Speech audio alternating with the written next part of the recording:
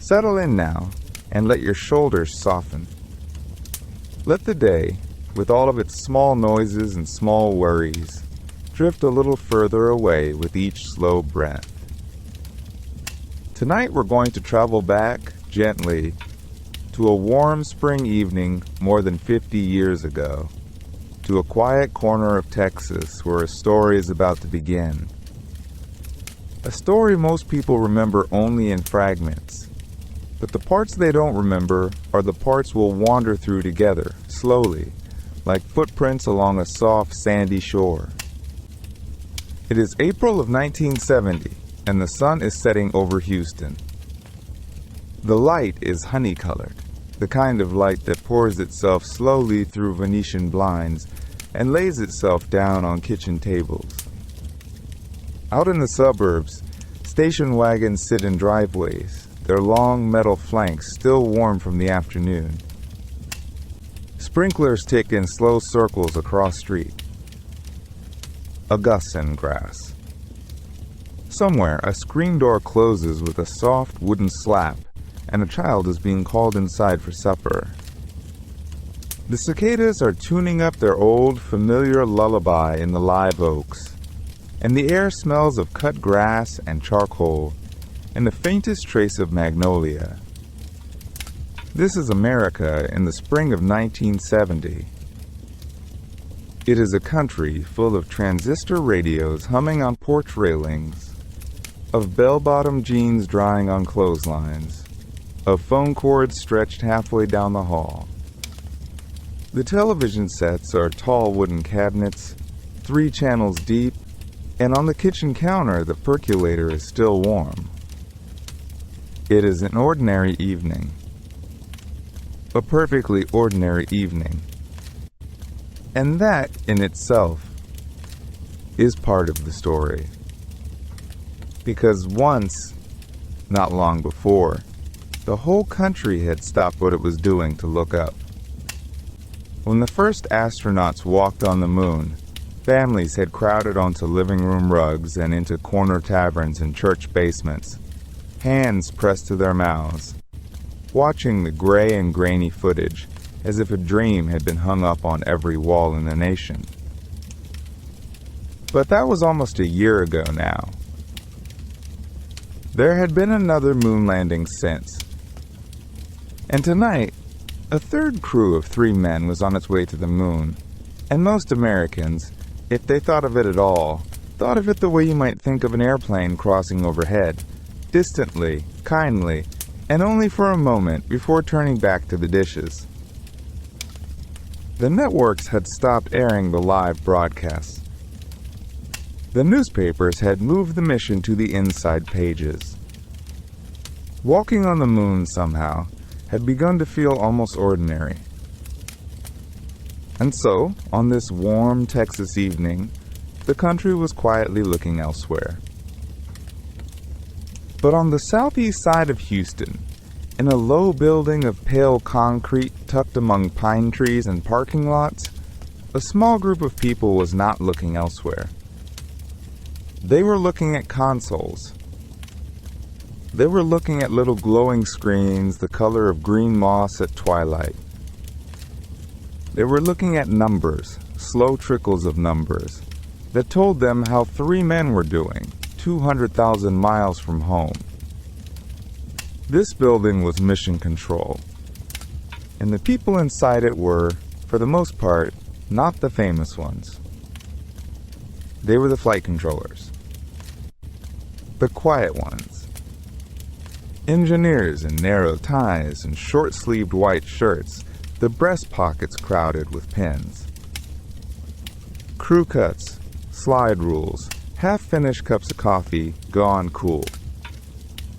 Ashtrays, steno pads, headsets resting around their necks like loose collars. Most of them were young, astonishingly young when you really stop to think about it.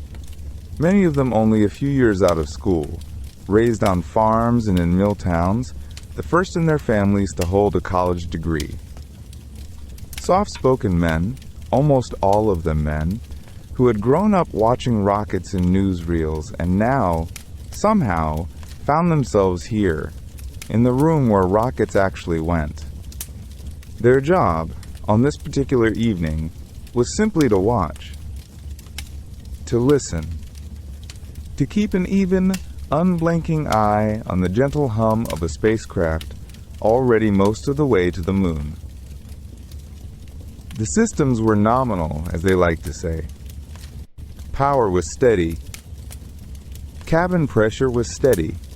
The crew was eating dinner and chatting easily with the ground. Everything, by every measurement they had, was going beautifully, calmly, exactly to plan. The room hummed. The fluorescent lights buzzed their soft, even buzz. Outside the windowless walls, in the wider world, the cicadas sang, the sprinklers turned, and the country quietly tuned out a third moon mission it had grown used to. A routine voyage, everyone said. Just a routine voyage home through the dark and the silver. It was, for one more breath, a perfectly ordinary evening. Down on the warm side of the world, in a quiet stretch of Texas called Timber Cove, the porch lights were just beginning to come on. It was the kind of neighborhood where the lawns ran together without fences, where the cicadas filed their small evening reports from the live oaks, and where the children rode their bicycles in long, lazy circles until their mothers called them in for supper. The air smelled of cut grass, of charcoal grills cooling down, of magnolia blossoms drifting open in the dusk. It was an ordinary American street on an ordinary spring evening in 1970. And yet 3 of the houses on that street belonged to men who were not home. In the first house lived the family of Jim Lovell, the commander. He was a calm and weathered man, a Navy flyer with steady hands and a slow smile, and he had already been to the moon once before, on the Christmas voyage of Apollo 8. He had circled that gray, pockmarked world and come home to tell his children what the far side looked like. Now he was on his way back, hoping at last to set his boot prints in its dust. His wife, Marilyn, moved softly through the kitchen, drying a plate with a dish towel, listening with one ear to the news on the radio. The radio was barely talking about the mission. It was talking about baseball. In the second house lived the family of Fred Hayes, the lunar module pilot, a gentle Mississippian with a slow drawl and an engineer's love of small, precise things. He had spent years learning every wire and valve of the spidery little spacecraft that would carry him down to the Fra Mauro highlands. His wife, Mary, was expecting their 4th child. She kept her hand resting lightly on her belly as she folded laundry, and she hummed without quite knowing she was humming. In the third house, things were quieter still. Jack Swigert, the command module pilot, was a bachelor, a tall, rangy fellow from Denver with a pilot's grin and an empty refrigerator. He had only been added to the crew 2 days before launch, after the original pilot was exposed to the measles. His house sat dark on the lawn, the porch light unlit, the mail piling up gently on the welcome mat. His mother, far away in Colorado, watched the news for any glimpse of him, any small mention, any reassurance. But the news that night had moved on. You see, by the spring of 1970, America had grown a little tired of miracles. Only a year and a half before, the whole country had stopped breathing as Neil Armstrong stepped down onto another world. People had wept in their living rooms. Strangers had embraced in the streets. Then Apollo 12 had gone, and gone safely, and the wonder had begun very gently to fade. By the time Apollo 13 lifted off, the major networks were not even carrying a live broadcast from space. The crew had filmed a cheerful tour of their spacecraft that very evening, floating weightless and grinning for the cameras, and almost no one in America had seen it. The networks were showing reruns instead. A western, a variety show, a man telling jokes. The moon, it seemed, had become a place we already knew how to visit. But there was one small building in one small corner of Houston where no one had grown tired at all. It was a low, plain structure of pale brick set among the pine trees in the parking lots of the Manned Spacecraft Center, and inside it the lights burned around the clock. Mission Control. There, in a windowless room the color of a winter sky, a few dozen quiet men in white shirts and narrow ties sat at long consoles, watching numbers crawl across green screens. They wore headsets. They drank coffee that had gone cold an hour ago. They spoke softly, almost reverently, in a private language of acronyms and call signs. For these men, nothing about the mission was ordinary. Every switch flip aboard the spacecraft, 200,000 miles away, lit a small light on their consoles, and they treated each one as a small sacrament. They knew the ship the way a shepherd knows his flock. They knew the warm hum of a healthy fuel cell, the gentle sigh of an oxygen tank settling, the soft heartbeat of a craft moving steady and true through the dark. They were not famous. Their names would not appear in tomorrow's papers. They were engineers, mostly young, mostly from small towns, and they had given their entire youth to this one impossible thing, keeping 3 men alive in a place that did not want them. And on that quiet evening, as the cicadas sang in Timber Cove and America turned, sleepy and smiling, toward bed, those quiet men in Houston leaned a little closer to their screens and watched and listened and waited. The hours that followed were, by every measure that mattered, magnificently boring. This is something we forget when we remember Apollo. We remember the liftoff, with its trembling earth and its white pillar of fire. We remember the splashdown and the helicopters thudding above the Pacific. But between those bright bookends lay long, long stretches of quiet. Hours and days when nothing very much happened at all, when 3 men in a small metal cone simply drifted across the dark, and a great hive of engineers in Houston watched the numbers tick by like raindrops on a window pane. For 55 hours, this is the story of Apollo 13. The story of nothing happening. The story of a flight so smooth, so uneventful, that the network television anchors began, gently, to lose interest. Walter Cronkite's broadcasts grew shorter. The evening news drifted to other matters, to a war far away, to a bill in Congress, to the spring weather warming the great plains of the American Midwest. America, having stayed up late for the launch, now yawned and turned the page and went about its business. But in Houston, in the windowless heart of Building 30, the watchers did not look away. They worked in shifts of 8 hours, and the shifts were named after colors: white, black, maroon, gold, each with its own flight director, its own constellation of controllers, its own particular hush. When one shift ended and the next began, there was a small ceremony of handover, an old and unhurried ritual. The departing controller would slide from his chair, and the arriving controller would slide in, and between them would pass a soft murmuring of numbers and notes. Cabin pressure nominal. Fuel cells holding. Slight drift in Quad B, but within tolerances. Crew sleeping well. and then a nod and a pat on the shoulder, and the old ship would shuffle out into the Texas night, blinking at the stars, while the new ship settled in for another 8 hours of patient watching.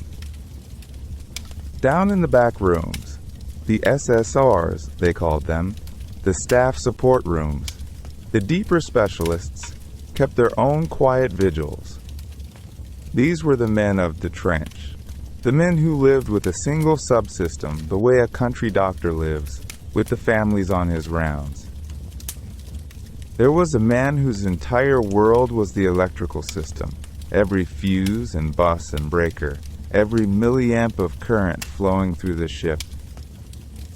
There was another whose universe was oxygen, the great silver tanks, the lines, the regulators, the sighing breath of the spacecraft.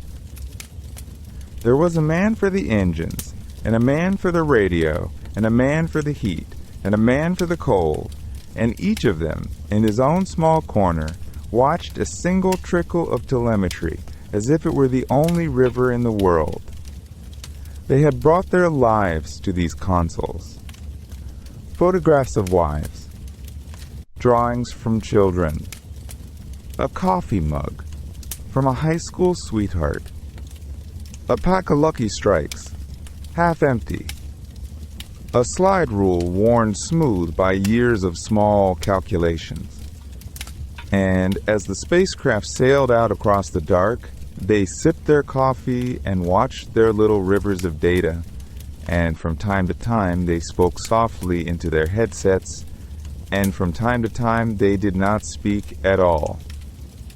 Outside, Houston went on with its evenings. Children were tucked into bed. Lawn sprinklers hissed in the dusk. A radio played somewhere, a slow song about a lost love. The cicadas sang their long, looping songs in the live oaks. Somewhere a dog barked once, and then was quiet. And up in the sky, far higher than any cicada could imagine, the spacecraft moved through the long black silence, slow and steady as a leaf on a still pond. Inside it, 3 men slept, or read, or looked at the earth shrinking behind them, that soft blue marble, dwindling now to the size of a child's plaything. They broadcast a small television show one evening, showing the cabin and the view from the windows, and almost no one watched it. The networks did not even carry it live. America had grown comfortable with miracles. In Houston, the controllers watched anyway. Of course they did.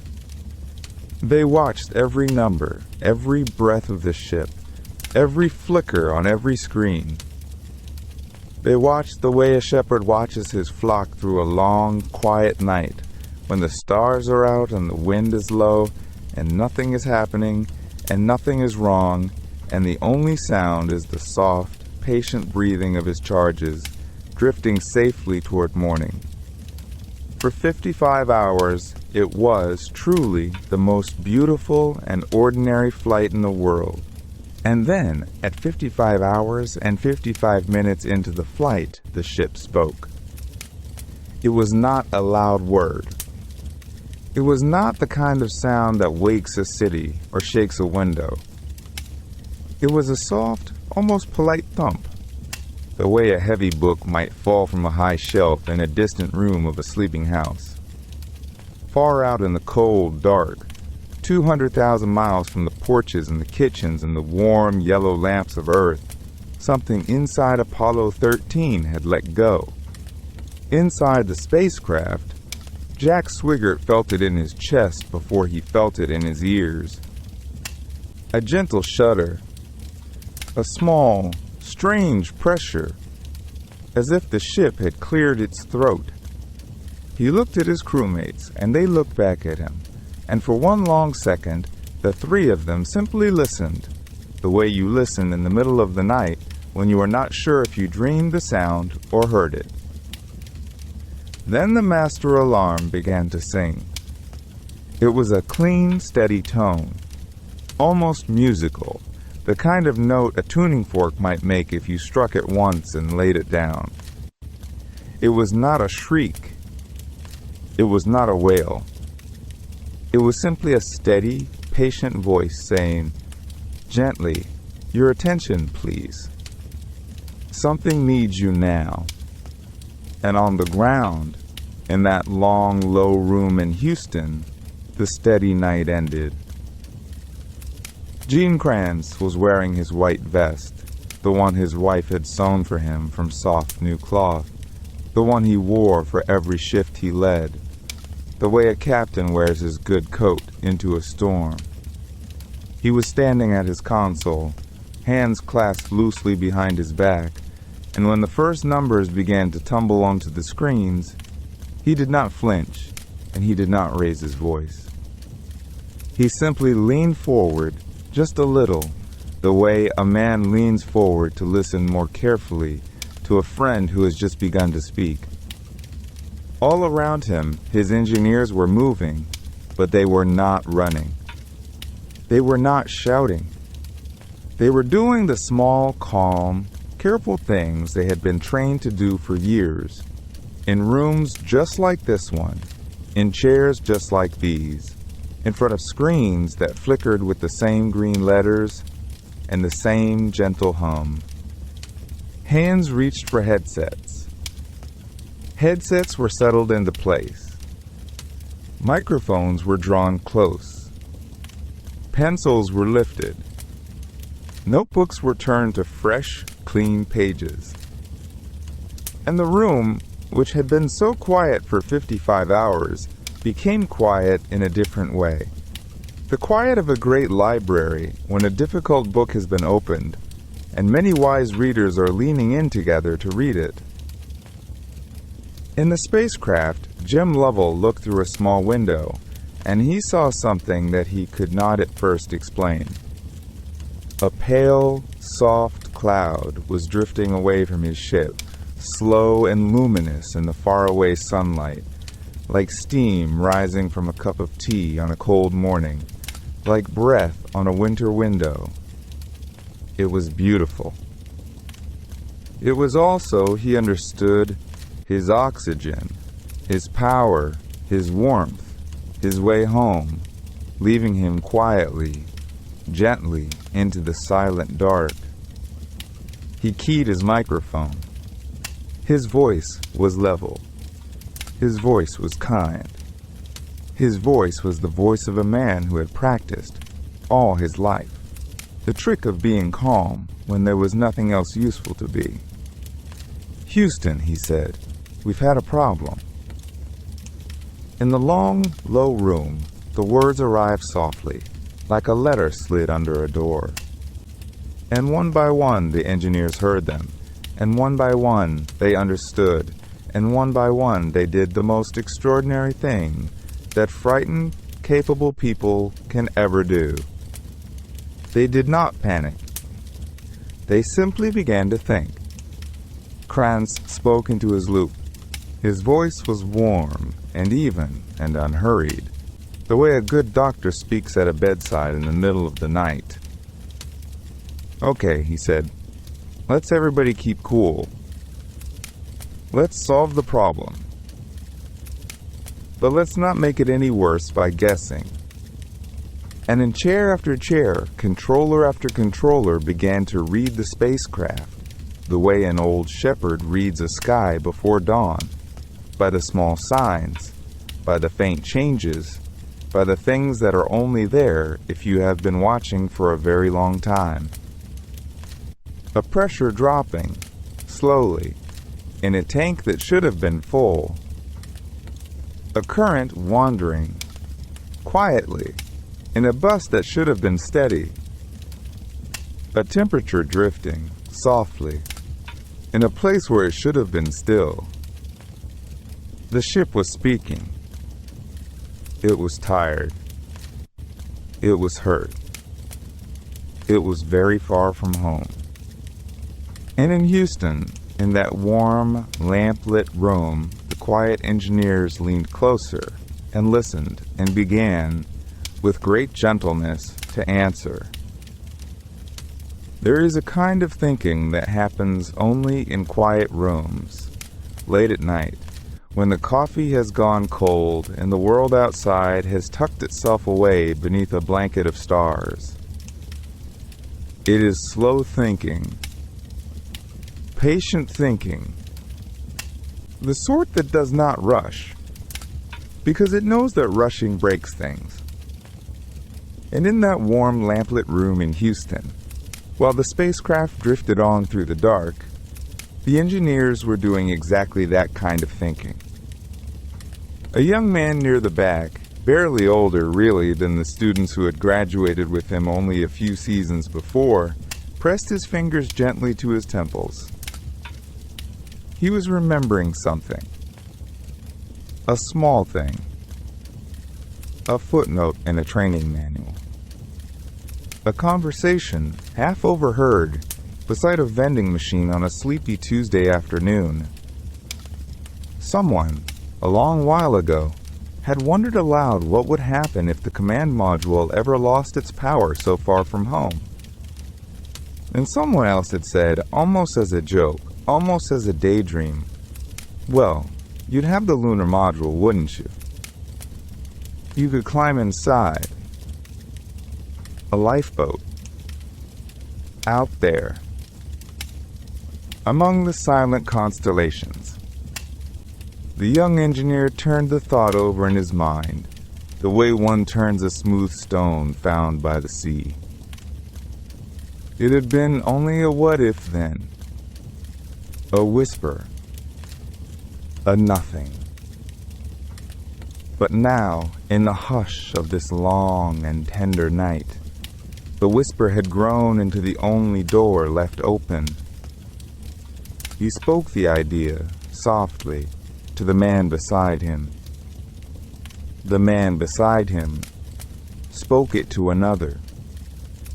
And like a small candle being passed from hand to hand, the idea traveled the length of the room, warming each face it reached. The lunar module had been built for a different journey. It had been built to fall, gentle as a leaf, onto the powdered gray of the moon. It had been built for two people, for 2 days, for a quiet little visit to a quiet little crater. It had not been built to be a home. It had not been built to carry 3 weary travelers all the long way back across the empty miles to Earth.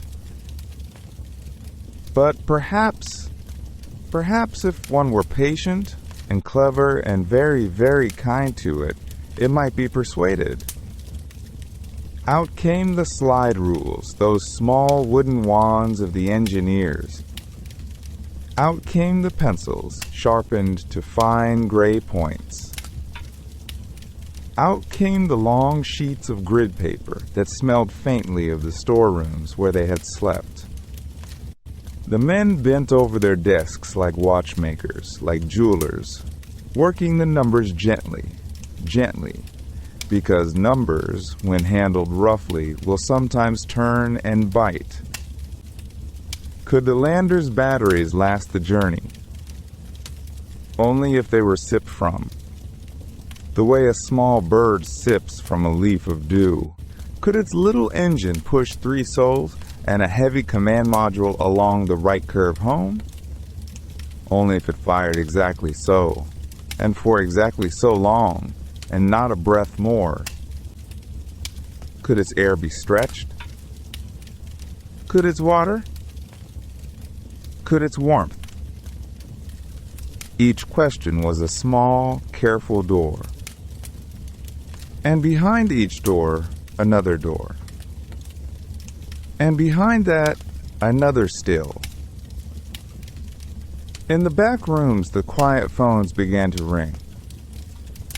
Engineers were pulled from supper tables, from bedtime stories, from the small, soft moments of their evenings. They came in shirt sleeves, hair still damp from the rain. They came with reading glasses pushed up onto their foreheads. They came carrying notebooks they had not opened since college, and they sat down at the long tables, and they began to help. No one shouted. No one ran. There was only the gentle scratch of pencils and the murmur of voices saying things like, "What if we tried? And we could route it through here, and yes, that might work, that might just work." Somewhere far above, the spacecraft listened. It could not hear the words, of course. But there is a way that machines have, sometimes, of feeling cared for, of sensing, across the great quiet, that someone is thinking of them, that someone is bending close and working slowly and refusing to give up.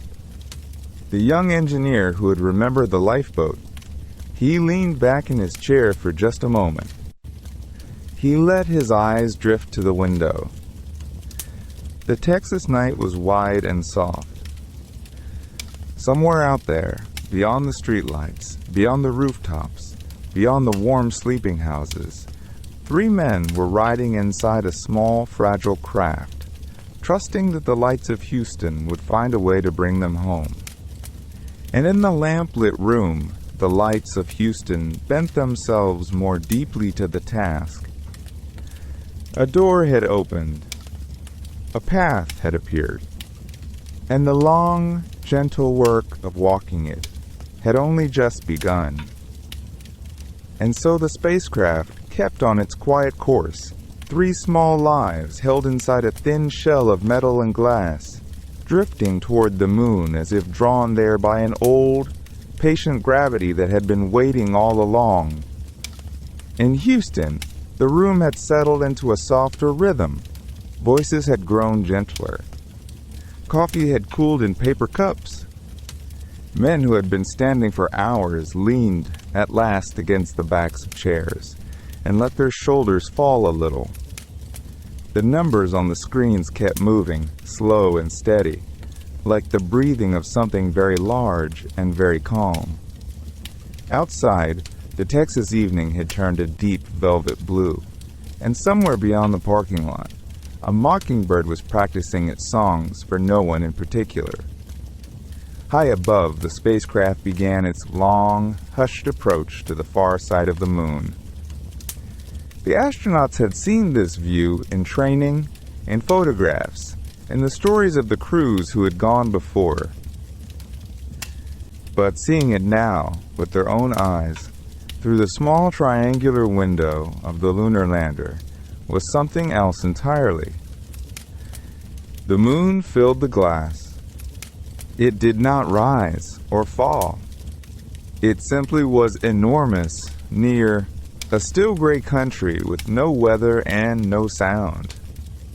Craters spread out beneath them like the prints of giant hands pressed into soft clay long ago and left to harden in the silence.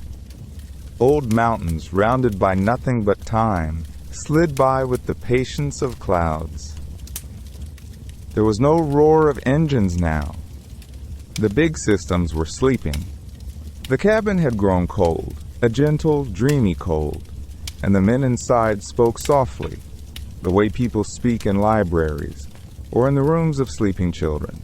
One of them lifted a small camera and began to take pictures, almost out of habit, almost out of tenderness, as if to thank the moon for being there at all.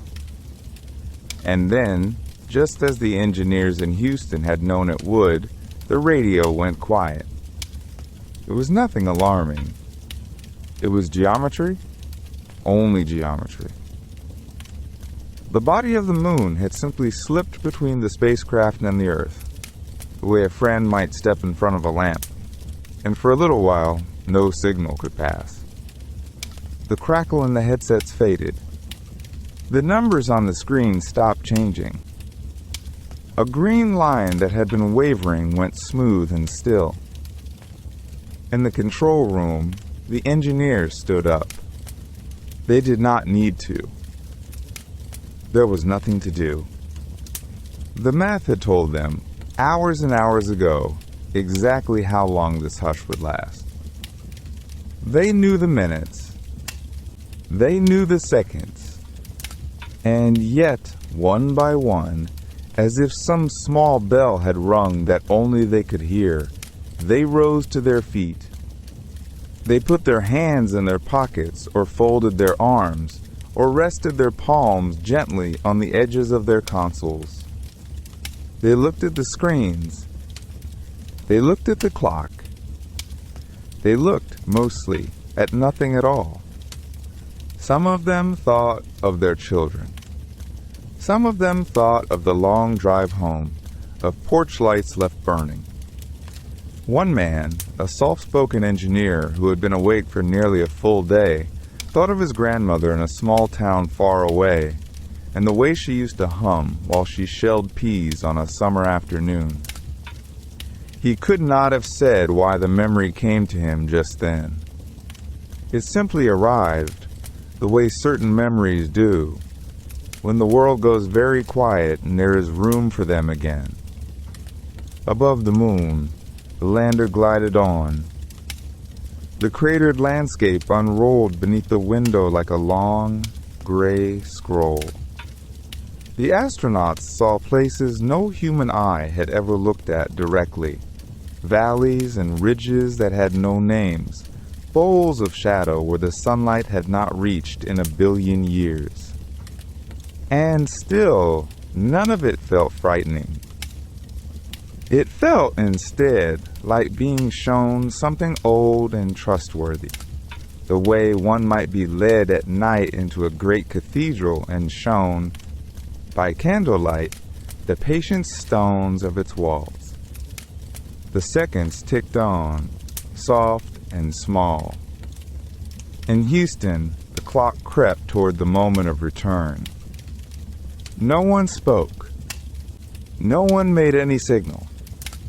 They only stood, those tired, gentle men, with their loosened ties and their rolled-up sleeves, and they waited the way you wait for a kettle, the way you wait for a snowfall, the way you wait for a loved one's footstep at the door.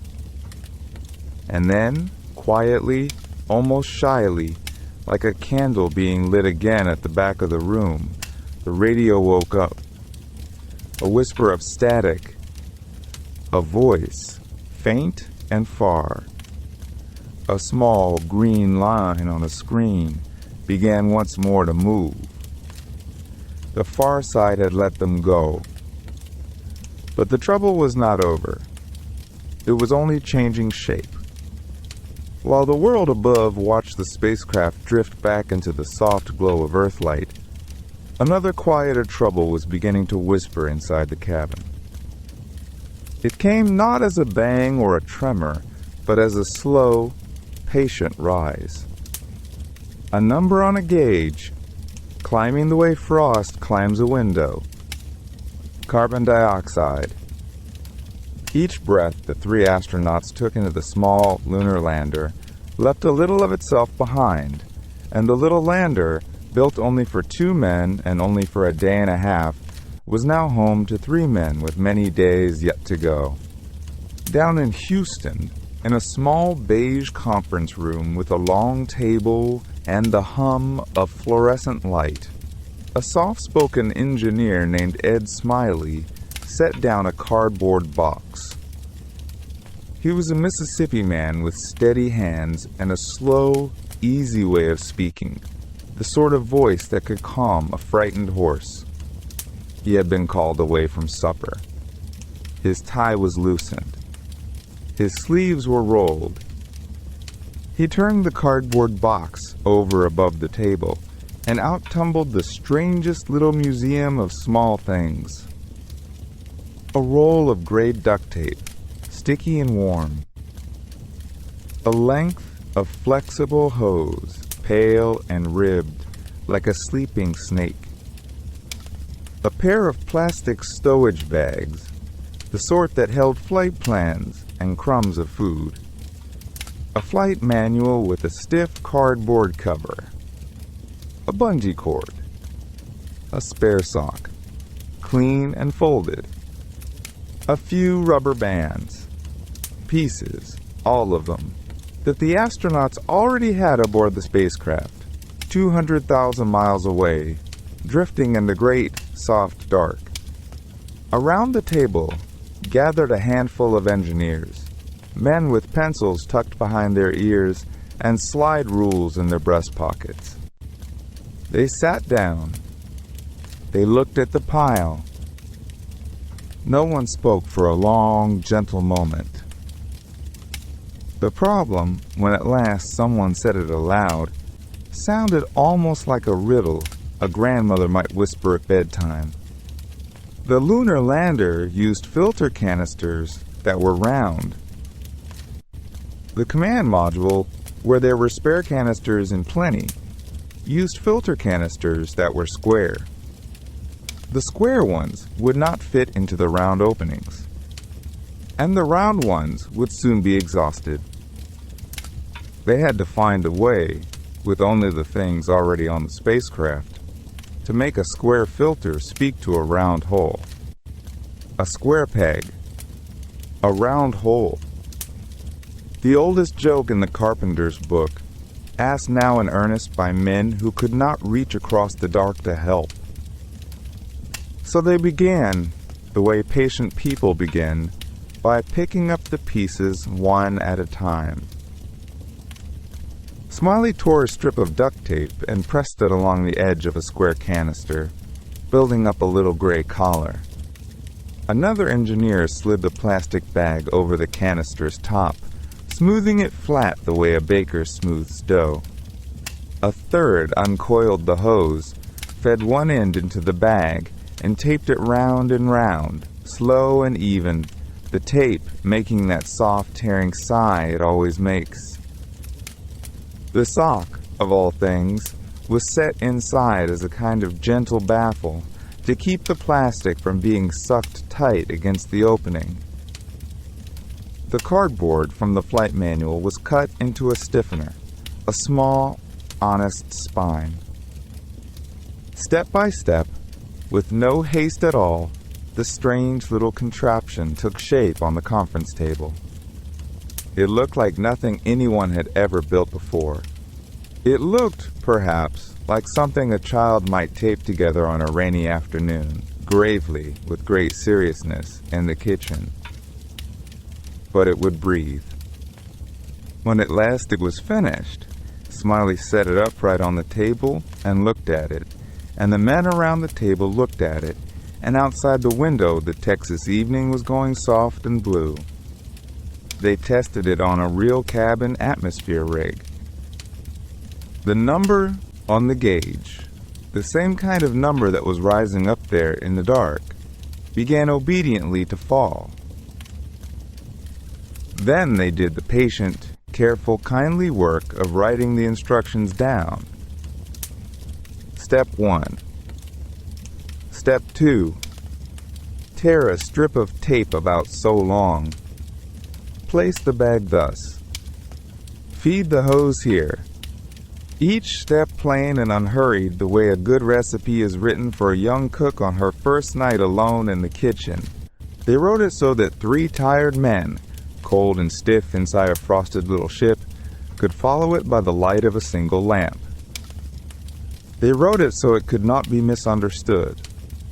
They wrote it the way you would write a letter to someone you loved, far away, who needed to know exactly what to do and needed to feel, as they read, that someone calm was holding the other end of the line.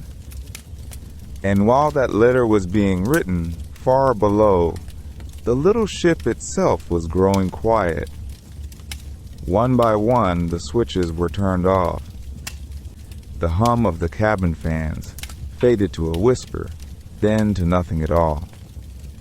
The soft glow of the instrument panels dimmed, like lamps being snuffed in an old farmhouse at the end of a long evening. The heaters went still.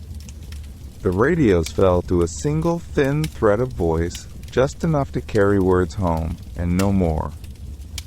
The spacecraft, which only days before had been bright and warm and full of small electric music, settled now into a hush, the way a house settles when the children have gone to bed.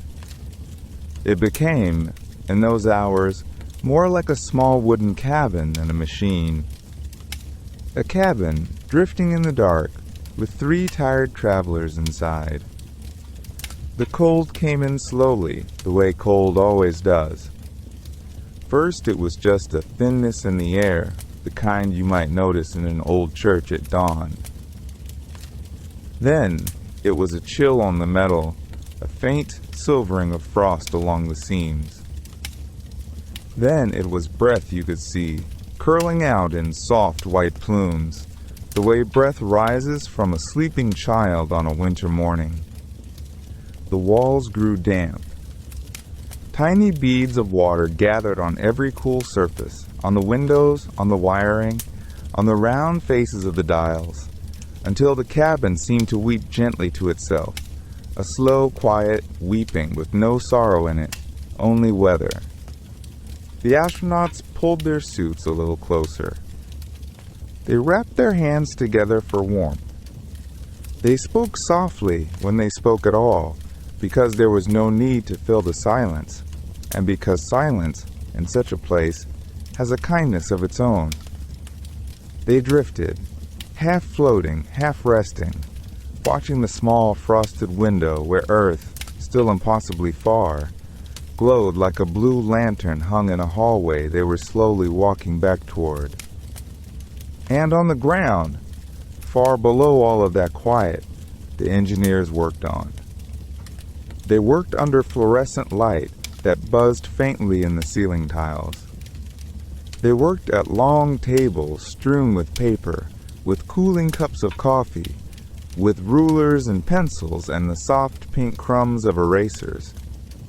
They worked in shirt sleeves, with their ties loosened, with their sweaters pushed up to the elbows, with the patient, unhurried movements of people who know that hurry will not help them now. The checklist grew, line by careful line. Each line was a small decision. Each line was a small kindness. Turn this on first, because it draws the least power. Wait, here, for a long count, because the batteries need that breath. Then this switch, gently, gently. Then check this dial. Then listen. Then, only then, the next. They wrote it the way a grandmother writes down a recipe she has known for 60 years and wants to give, just so, to someone she will not see again for a long time. Nothing left out. Nothing assumed. Each step in its proper, tender order. When a step was uncertain, they tested it on the simulator down the hall.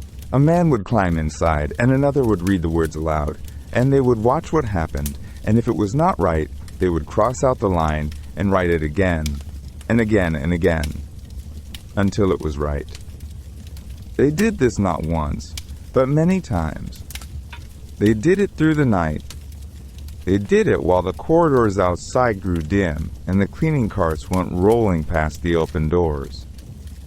They did it while their children slept in houses they had not seen for days. And up above, in the cold, the crew slept too in shifts, the way travelers sleep on a long train. One would close his eyes for an hour, while the others kept the small thread of voice alive with the ground. Then they would trade places, gently, without fuss, the way people trade watches on a quiet boat in a quiet harbor. There was something almost peaceful about it now, strange as that may seem. The crisis had become a craft. The fear had been folded up and tucked away, and in its place there was only the work and the cold and the slow, patient drifting toward home. The men in the cabin trusted the men on the ground. The men on the ground loved the men in the cabin. And between them, written line by line on yellow paper, a new path was unfolding. A path that no one had ever walked before, but that would, when the time came, be ready. Outside the window, the earth grew, very slowly, a little larger, and inside the frost-lined ship, 3 tired travelers waited and breathed and held on. Down on the ground, in a building where the lights never quite went out, a small group of engineers were learning a new kind of patience. Their task, when you spoke it plainly, sounded almost impossible. They had to teach a sleeping ship how to wake up. Not all at once. Not the way a house wakes when you flip a switch in the morning. They had to wake it the way you might rouse a very old, very tired friend, with care, in the right order, asking nothing of it before it was ready to give. The command module had been dark for days. Its instruments were cold. Its wires were stiff with frost. Its little electrical heart had been resting, quietly, while the lunar lander did the work of keeping the crew alive. And now, soon, that sleeping ship would have to do the most delicate thing of all. It would have to carry 3 men through the long fire of reentry, down to the layers of the sky, down to the soft blue water of home. To do that, it needed power. It needed guidance. It needed its little switches flipped in just the right sequence, with just the right timing, so that nothing would overload, and nothing would spark, and nothing would fail. There was no checklist for this. There had never been. No one had ever brought a frozen command module back to life before. So John Aaron, with his quiet voice and his careful eyes, began to write one. He sat with engineers from every corner of the building, and they spread out their diagrams, and they spoke softly to one another about amps and buses and battery margins. They knew the spacecraft the way a gardener knows a garden, every wire, every breaker, every small green light. And they began, line by line, to imagine the awakening. First this switch, then a pause, then this one, then watch the meter, then this one, gently, gently. In the simulator, men with tired faces sat in a wooden mock-up of the cockpit, and they ran the procedure, and they ran it again. Their voices, softened by long hours, drifted back and forth on the loops. Try it once more. A little slower this time. Hold there. Read it back. They were ghosts of the crew they were trying to save, rehearsing for a play with only one performance and only one ending that mattered. The hours grew small. Coffee cups stacked on top of cabinets. Pencils dulled. Yellow paper filled with neat, careful handwriting, and then was crossed out and rewritten and crossed out again. Outside, somewhere beyond the building, the world was sleeping. Inside, a procedure was being born, the slow way, the way real things are born, in fragments, in second tries, in the steady work of people who refuse to look away. And every so often, someone would go to the window and look up at the dark sky, where a small spacecraft was falling toward home, and they would think of the 3 men inside, and they would go back to the page and try again. By morning, or what passed for morning in a room without windows, the procedure was ready. Page after page of it, hand-typed now, neat as a hymnal. It told the crew what to do, in what order, at what time, to bring their cold ship back to life. Every step had been tried and tried again, until tired voices in a simulator could read it through without a single stumble. There was a moment, before it was sent up, when the room grew quiet. The men looked at one another, and at the pages, and at the long night they had laid down behind them. They did not cheer. They did not celebrate. They only nodded, the way people do when they have done a hard thing well, and trust the next hands to carry it forward. Then, on the loops, a calm voice began to read it up to the waiting crew. Step by step, switch by switch, breath by breath. And far above, in the cold and the quiet, 3 travelers wrote it down, line by line, onto their own thin pages, with stiff fingers and patient hearts. The procedure no one had ever written was now in their hands. And the Earth, beyond the small window of the spacecraft, was no longer a distant blue marble. It was wide now. It was close. It was a place with weather and oceans and waiting ships and people watching the sky. The dark journey was nearly over, and the long, gentle work of bringing them home was about to begin its last and most tender chapter. The morning over the South Pacific was the soft blue color of a robin's egg, brushed with a few thin clouds that did not seem in any hurry to be anywhere. The ocean below moved in long, slow swells, the way a sleeping animal breathes, and the carrier ship waited on that breathing water, with sailors lining her decks in clean white uniforms, shading their eyes against a sun that had only just climbed out of the sea.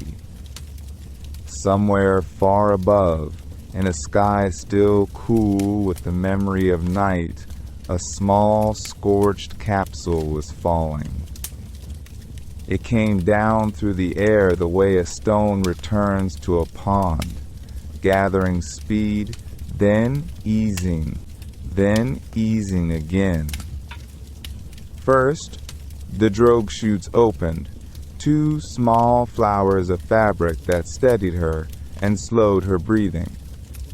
And then, in a moment that 1,000,000 people would remember for the rest of their lives, 3 great parachutes bloomed above her in stripes of red and white, as bright and sudden as carnival flags unfurling against the dawn. In living rooms across the country, in kitchens where coffee had gone cold, in barber shops and bus stations and quiet farmhouses, people leaned toward their televisions and let out a breath they had been holding for 4 days. Some of them cried without quite knowing why. Some of them simply smiled and reached for the hand of whoever was sitting beside them. The world, for one gentle minute, felt like a single room. The capsule kissed the water with a soft white splash, and then she bobbed there, scorched and tired and alive, while small boats hurried across the swells to gather her in. The hatch opened. 3 men climbed out into the sunshine, blinking at a world that suddenly had wind in it, and salt, and the smell of the sea. They were thin and tired and unshaven, and they looked, more than anything else, like men who had finally come back to a place where gravity remembered their names. And 4,000 miles away, in a long, low building in Houston, the room that had carried them home for 4 days and 4 nights began, very quietly, to come apart. Someone reached into a drawer and brought out the cigars. They had been waiting there a long time. They were passed from hand to hand, from console to console, with the careful tenderness of men who were not quite sure their hands still belonged to them. Matches were struck. Small blue flames bloomed in the dim light. The room filled, slowly, with the warm, sweet smell of tobacco and relief. There was no shouting. There was no leaping onto desks. The cheer that rose in that room was a soft thing, almost shy, the sound of people who had been holding themselves so still for so long that they had forgotten how to be loud. Some of the engineers stood up and clapped each other on the shoulder. Some of them simply sat where they were, staring at their screens, watching the little green numbers settle, finally, into stillness. A few of them lowered their heads onto their folded arms and let the quiet wash over them like a tide. Outside, the Texas dawn was the color of pale honey. The parking lot was nearly empty. One by one, in twos and threes, the men who had saved a spacecraft walked out into the cool morning air, their ties loosened, their slide rules tucked into their jacket pockets, the smell of cigar smoke still clinging gently to their sleeves. They drove home slowly along quiet roads, past lawns silvered with dew, past mailboxes and milk bottles and sprinklers just beginning to turn. Some of them rolled the windows down to let the morning in. Some of them did not turn on the radio at all. They drove with the easy, drifting attention of people who had not slept in a very long time and who were not quite ready to stop being awake. At their houses, they let themselves in through screen doors that creaked the way they had always creaked. They kissed sleeping wives on the forehead. They looked in on sleeping children. They poured a glass of water in a kitchen filled with ordinary morning light, and they stood at the sink for a moment, just listening to the hum of the refrigerator and the distant call of a mourning dove. Then they climbed the stairs and went to bed, the way men do after any long day's work. And the world, which would tell their story for the rest of its life, let them sleep. Rest now. The men are home. The sky is quiet.